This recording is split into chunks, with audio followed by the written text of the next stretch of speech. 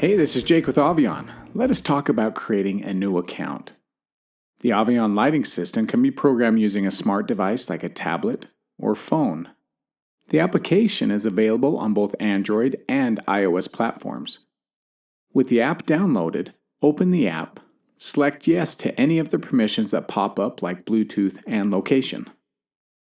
To register a new account, select Register. Enter your email address, the password you want to use, and your first and last name. Agree to the terms and conditions and select Register.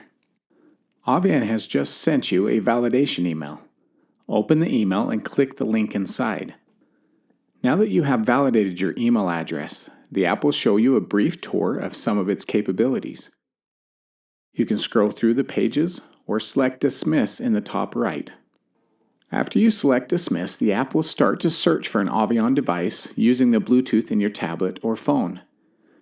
If there are no Avi-on devices close by, the app will pop up a warning stating that it cannot connect to a network.